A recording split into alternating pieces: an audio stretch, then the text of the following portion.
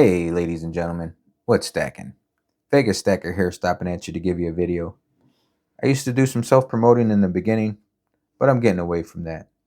It's 2025, and I figure if you're watching YouTube and you like the content you're seeing and you want to see more, you already know what to do.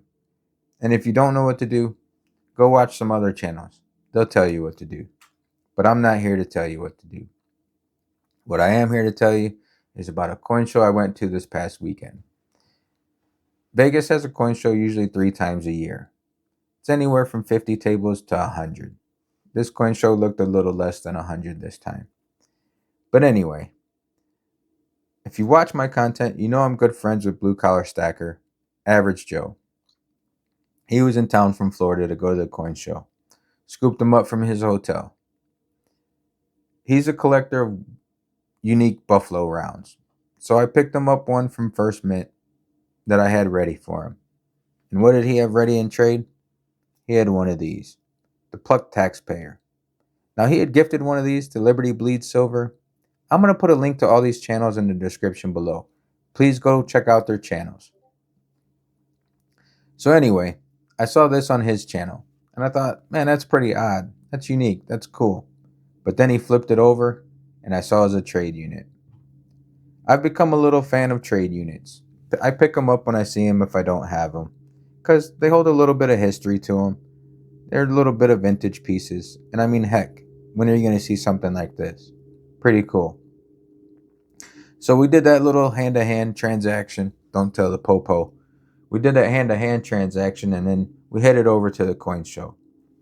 Got to the coin show, and in the lobby, we met up with Silver State Stacker. Another great guy. Great channel. He did a great video on the coin show himself. Head on over to his channel. Check it out. Let him know Vegas Stacker sent you.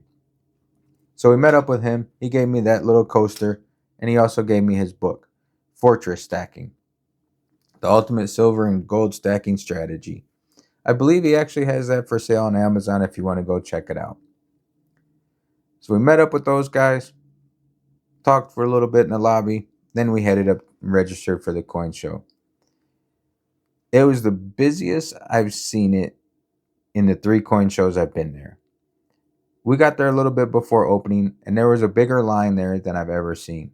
Even with prices, silver had hit $33 the morning of, and it dropped a little bit. It was in the 32 range, and gold was still around 2,900 or so. And people were still at this coin show. I thought maybe a lot of people were there to sell, but when we got in there, there was somebody that made some big purchases on some gold. Now, if you've seen my coin show video before, the last one I went to of 2024, I took two 1983 Engelhardt Prospector. Took 2 of those to trade.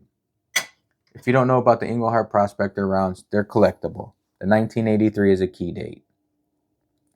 I traded 2 of those last time, and I had 2 more with me. Figure I don't need 2 in my collection. I already have 1. 1 is plenty.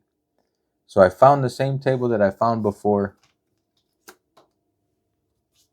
Arrowhead Coin and Jewelry. They're from Glendale, Arizona. Actually, now that I think about it, I think I did that trade in July, not in November or October, the other last coin show. Anyway, so we worked a deal on these 2 that I had. And we worked a cash deal, but I didn't want cash. I wanted silver. So the first piece I saw in their case was this. The 75th anniversary of Iwo Jima. Awesome piece. And I noticed that it had a P mint mark, that means Perth Mint made it. So heck, I got a Perth Mint piece added to my collection. The backside, reverse, obverse, I don't know which it is, says Tuvula, $1. Queen Elizabeth, 1 ounce, 4/9 fine, 2020.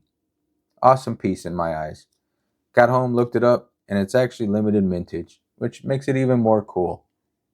I like a little bit of history in my stack. Speaking of history, the next piece I saw in their case was this Billy the Kid round. Now, I was a big fan of the movie Young Guns growing up and some Wild Wild West type stuff, so I figured, let me check that piece out. Took it out. It's actually a 2 ounce round, and it's part of a Wild West Legends series. Found out it's also limited mintage. So I think I did pretty good on that trade. I don't plan on collecting the rest of the series. It does look pretty cool because they have a bunch of others. They have like Wyatt Earp, Jesse James, Seth Bullock, people like that. But I don't want to go down that rabbit hole.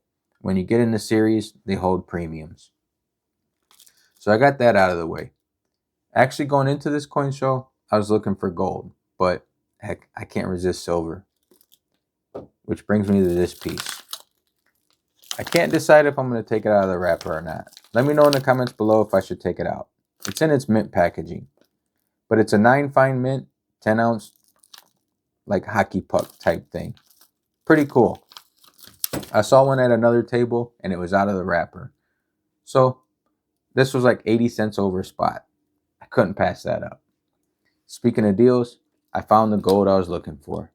I went in search of pre-33 gold is what they call it. And I found a piece. Now I know there's some channels out there that say the premiums on pre-33 are high right now. Others say they're pretty low. I reached out to Dub C Coins and Precious Metals and asked him what his thoughts were on it. If you guys don't know his channel, I highly suggest you check it out. His link, it'll be in the description below. But he always has great information on stuff, and he recently did a video on pre-33 gold, which made me want the stuff even more. I was already looking for it before that. But Dub C, this is a shout out to you. Found this one, $18.95. It's the $5. I believe they call it the half eagle. They call it the Liberty Head Gold Half Eagle. So I thought it was pretty cool. And I picked it up, I believe it was like $17 over melt. So I feel like I got a good deal on it. Now, if you don't know anything about these, like I said, go check out Dub C's channel or do a little research on them yourself. It's not quite a 1/4 ounce of gold, and they do hold a little premium. But like I said, this one, I got it for $17 over melt. Pretty good deal if you ask me. So that's day 1 of the haul. I'll have day 2 in a separate video. And I think I'll end up doing a little video on this piece here and talk about the history a little bit. If you're interested in any of that, drop it in the comments below. Let me know how I did on this haul as well. I always like your guys' opinions, and I always read your guys' opinions and thoughts. I appreciate you guys sticking around to the end and checking out the video. Until next time, I'll catch you on the flip side.